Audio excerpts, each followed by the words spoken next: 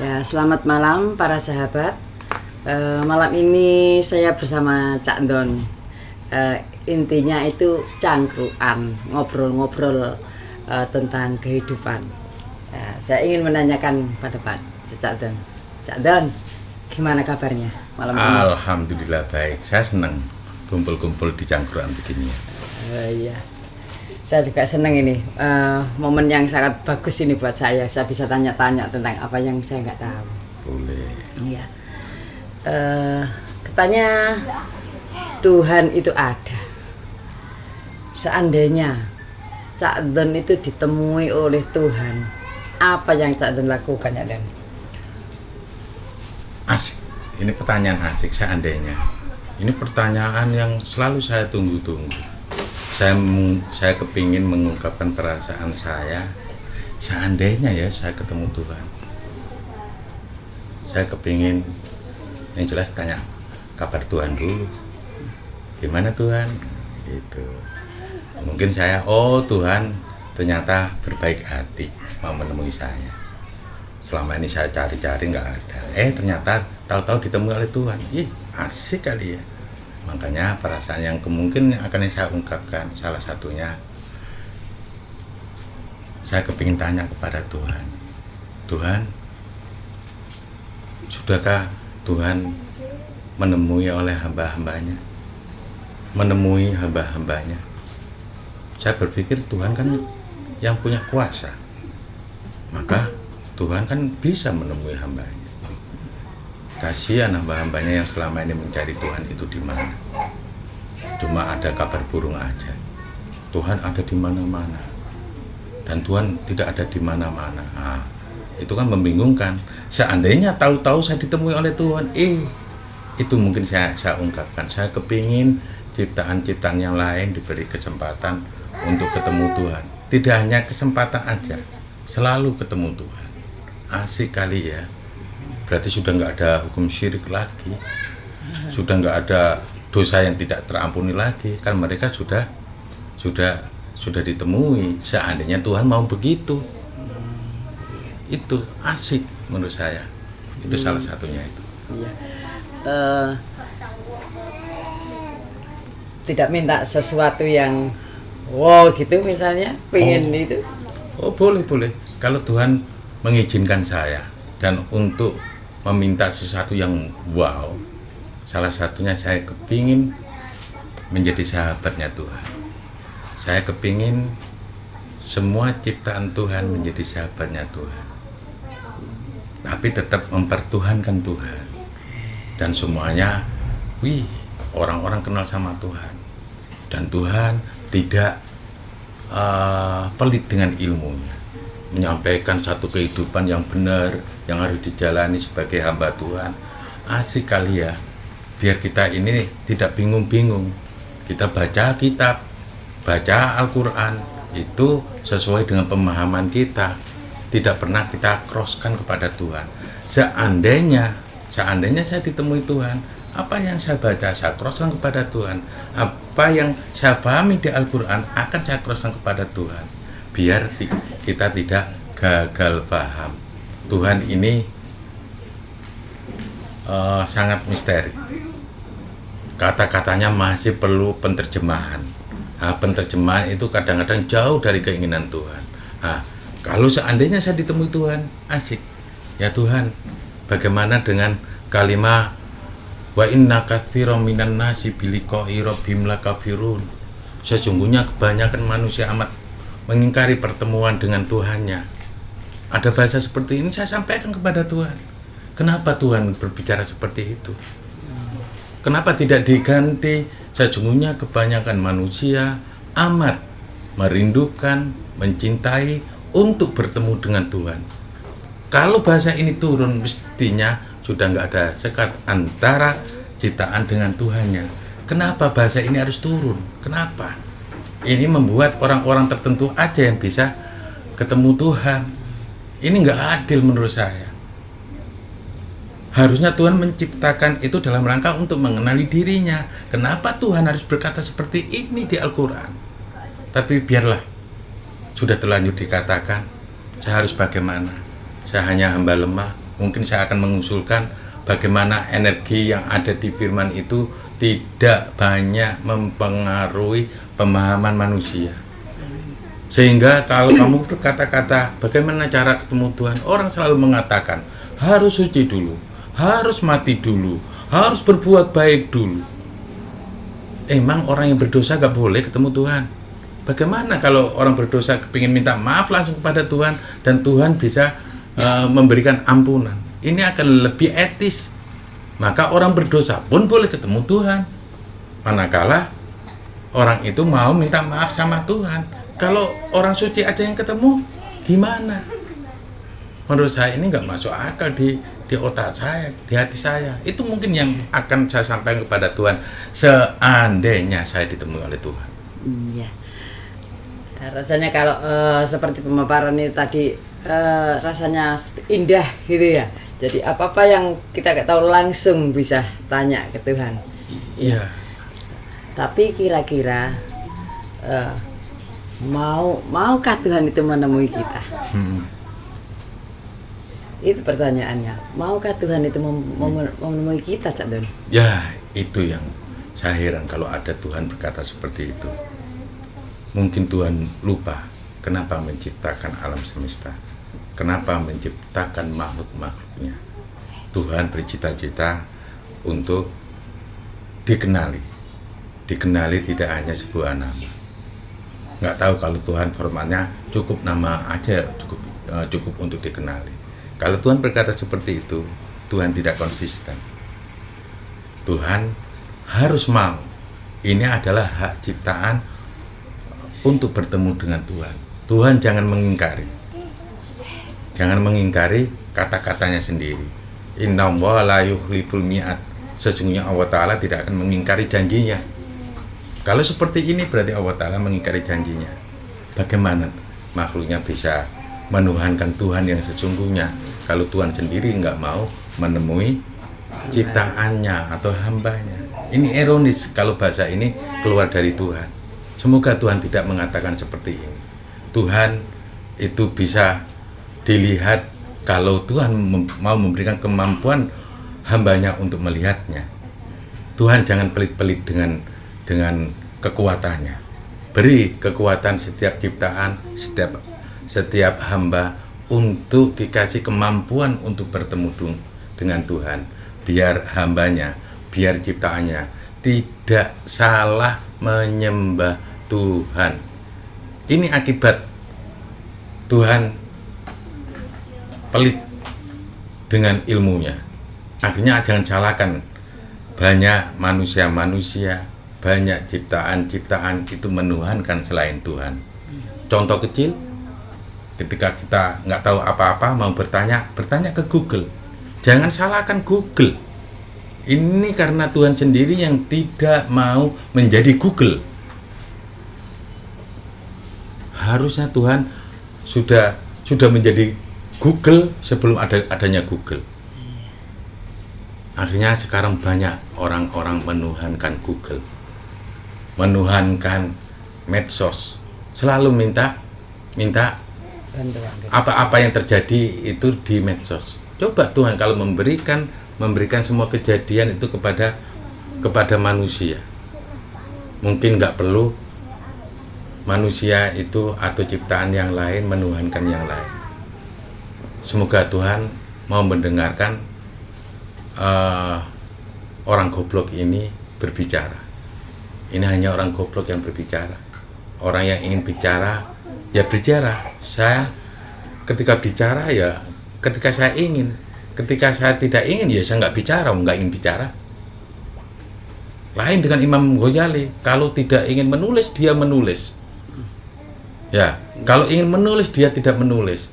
Mungkin betul sih Imam Ghazali. Dia ingin menulis, benar-benar itu ilmu dari Tuhan. Kalau saya orang bodoh, saya ingin bicara kalau saya ingin bicara. Kalau saya nggak ingin bicara, ya nggak bicara. Makanya ketika saya ingin bicara, itu yang ada di rasa saya nggak ingin memanipulasi rasa saya tidak ingin memanipulasi hati saya. Apa yang saya rasakan itu yang saya ungkapkan. Karena rasa yang yang tiba-tiba ada itu adalah rasa dari Tuhan, itu ilmu dari Tuhan. Walaupun Tuhan masih malu-malu menemui saya, itu mungkin seperti itu. Semoga tidak malu-malu lagi Tuhan untuk menemui saya. Ya, semoga. Ya, ini tadi pertanyaannya, seandainya Tuhan menemui saya, apa yang dirasakan? Sekarang dibalik. Kalau kita seperti saya, bisakah saya itu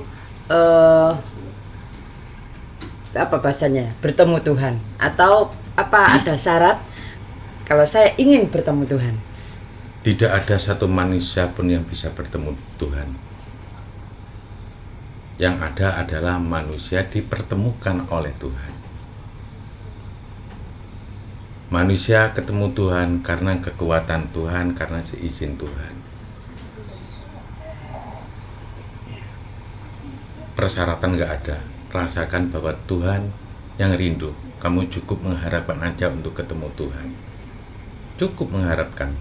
Ada satu bahasa dari Al-Quran, mangkana yarjulika Allah fa inna ajalallah la'atin wa huwas sami'ul alim.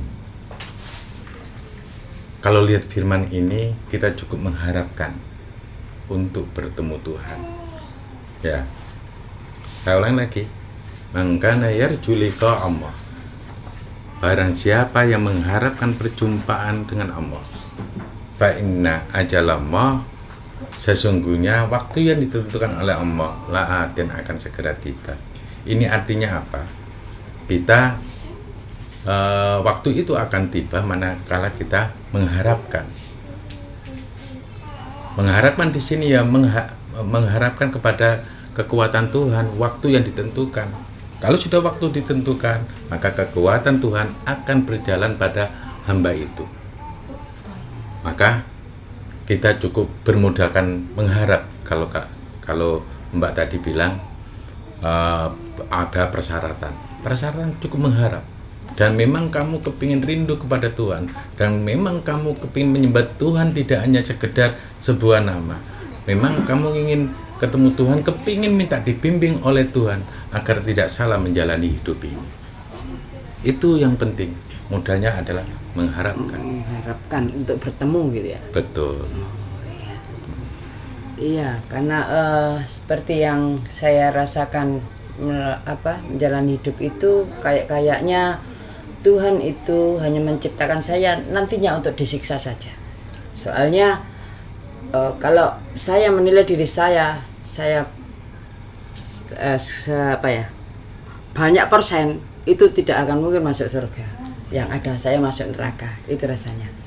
Jadi kalau Tuhan, saya mempunyai rasa rindu untuk bertemu Tuhan, dan Tuhan tadi dikatakan kalau kamu rindu Dia akan datang. Ya kan? Dari saya cukup mengharapkan untuk bertemu, nanti waktunya akan tiba. Iya, gitu ya? akan ditentukan oleh Tuhan. Dan kamu harus berpikir bahwa perintah sholat itu ada di bumi. Kalau perintah sholat itu ada di bumi, mestinya apa? Sholat itu kan menyembah, terhubung. Jadi terhubungnya ya ketika kamu hidup di bumi. Makanya Tuhan harus menemui kalau orang itu sudah mau menyembah Dia. Itu adalah hak penyembah untuk ditemui oleh Tuhannya. Tapi hak itu kadang-kadang nggak diambil oleh seorang penyembah. Dia cukup menjalankan gerakan-gerakannya, tapi tidak menjalankan apa yang seharusnya di dalam sholat dilakukan. Itu permasalahannya. Kalau si penyembah itu benar-benar mengharapkan, ya Allah, saya ingin menyembahmu, jangan pernah pergi kemana-mana, hadirlah, saya ingin menyembahmu. Jangan biarkan sholat saya ini menjadi sholat yang celaka. Mintalah sama Tuhan. Dengan teknik apa? Ya minta dulu. Ya Allah, angkatlah saya di hadapan Engkau. Berdoa dengan seperti itu. Minta Dia angkat. Dan setelah itu ucapkan salam. Assalamualaikum warahmatullahi wabarakatuh. Setelah itu memohon kepada Tuhan. Ya Tuhan, beri kekuatan engkau untuk bisa menyembahmu dengan baik. Kadang-kadang step-step ini tidak terjalani dengan baik. Kita itu menjadi orang yang sok mampu bisa menyembah Tuhan. Ingat, Tuhan tidak ada seorang pun bisa menyembah Tuhan tanpa pertolongan Tuhan. Ini yang harus disadari oleh kita semua, baik beragama apapun. Apakah agama Islam, Hindu, Buddha, Kristen, atau aliran kepercayaan yang lain yang ingin bertemu dengan Tuhan yang sesungguhnya Tuhan, selalu meminta pertolongan kepada Tuhan dan selalu bertata krama ketika berhadapan dengan Tuhan. Maka kalau itu terjadi, maka kamu akan selalu mendapatkan pertolongan dari Tuhan. Dan ingat, sholat itu untuk bentuk latihan, dan latihan itu harus bisa berbuahkan di luar sholat. Harusnya kamu terhubung dengan Tuhan itu setiap saatnya, tidak hanya pada waktu kita sholat aja. Sholat itu bentuk dialognya monoton itu aja. Kalau kepingin kamu mendapatkan dialog yang lebih baik di luar Tuhan, mungkin selama ini orang-orang dialog menggunakan bahasa astagfirullahaladzim dan lain sebagainya, itu kan bentuk dialog. Setelah kamu melakukan sholat, ada diperbanyak dialognya setelah sholat. Entah kamu pakai dzikir yang banyak-banyak ya, tapi menurut saya dzikir yang banyak-banyak atau mengucapkan kalimat thayyibah, pahami isinya, pahami maknanya, maka itu akan menjadi obat hatimu juga, dan itu akan lebih komunikatif lagi kamu kepada Tuhan. Ingat, Tuhan tidak hanya menggunakan bahasa Arab aja, bahasa Indonesia pun akan terjadi, bahasa Jawa itu pun akan terjadi. Tapi ingat, ini lakukan di luar sholat. Jangan kamu rubah-rubah sholat yang sudah dibimbing oleh junjungan kita Nabi Muhammad SAW. Pakai bahasa-bahasa itu, tapi bahasa itu bagaimana menjadi dialogmu, alat dialog, bukan bacaan. Kalau bacaan itu tidak akan dijawab oleh Tuhan. Maka bentuk sholat ini menjadi bukan bentuk sholat yang sesungguhnya. Masa monolog dikatakan bentuk sholat? Harusnya kan dialog antara hamba dengan Tuhannya. Kalau kamu kepingin itu bentuk dialog, harusnya kamu memahami bahasa Arab itu, terjemahkan menjadi bahasamu. Tapi tidak harus menggunakan bahasa Indonesia atau bahasa Jawa, tetap pakai bahasa Arab. Tapi bahasa Arab itu terjemahkan, kemudian menjadi alat dialogmu kepada Tuhan. Itu yang penting. Ya. Alhamdulillah, dari penjelasan ini tadi, saya itu merasakan kalau selama ini ternyata saya itu cuma ngomong sendiri dalam sholat, dalam mungkin permintaan maaf saya, bacaan astagfirullahaladzim. Dalam bayangan saya Pak ada Tuhan, tapi saya tidak merasakan atau tidak mendengar jawaban itu. Berarti yang selama ini saya lakukan itu tak ada artinya apa-apa, Cak Don? Ya, begitulah. Karena apa sih istighfar itu? Astagfirullahaladzim. Saya minta maaf kepada Tuhan yang Maha Agung. Ketika kamu mengucapkan begitu, harus ada unsur minta maaf kepada Tuhan. Tapi permasalahannya, kamu minta maaf dari apa? Kesalahan apa? Harus kamu tahu. Harus tahu itu. Kesalahan apa baru bilang astagfirullahaladzim. Tapi rasakan betul kamu berhadapan dengan Tuhan. Kalau tidak kamu rasakan, kamu menjadi hamba yang berdosa, yang tidak beretika. Kenapa saya katakan begitu? Karena harusnya kalau kamu merasa bersalah kepada Tuhan, ya menghadap kepada Tuhan dan minta maaf kepada Tuhan. Harus begitu. Jangan kamu teriak-teriak, Tuhan ada di sana, ya Tuhan, saya minta maaf tentang dosa-dosa saya. Apa seperti itu? Etis tidak? Enggak etis. Datang kepada Tuhan, pakai dengan kesungguhan hati untuk tidak melakukan kesalahan yang sama, dan jangan berpikir melakukan kesalahan yang tidak sama. kalau bisa berusaha untuk tidak melakukan sebuah kesalahan. Tuhan Maha Pengampun, Tuhan Maha Penyayang. Semua Tuhannya, baik itu berdosa ataupun tidak, dipersilakan untuk menghadap ke Tuhan. Harusnya seperti itu. Seandainya seperti itu, asik kali ya. Mudah-mudahan kita didengar oleh Tuhan, dan Tuhan tidak jaim lagi, dan Tuhan tidak bersembunyi lagi. Kalau toh mata kita terisolasi, itu adalah tugas Tuhan untuk mengambil esolator sehingga nggak ada sekat antara Tuhan dengan ciptaannya. Berarti seperti yang apa saya lakukan tadi itu, seakan-akan bisa jadi Tuhan tidak mendengar ya. Sebenarnya perlakuan itu seperti ini ya, seperti misalnya saya bersalah pada Cak Ndon misalnya, saya datang ke Cak Ndon, saya minta maaf. Kamu minta maaf yang mana? Yang kemarin itu, yang saya lupa membelikan titipan Cak Ndon itu, begitu ya? Iya, harus datang minta maaf kalau itu salah. Datang kepada orang yang kamu salahi.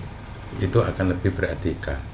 Jangan gara-gara sekarang ada handphone, ya, ada media sosial, kamu bilang minta maaf di media sosial. Cara macam apa itu? Maaf ya, saya melakukan kesalahan. Wow, manusia model apa yang seperti ini? Model manusia yang tidak beretika, menurut saya sih.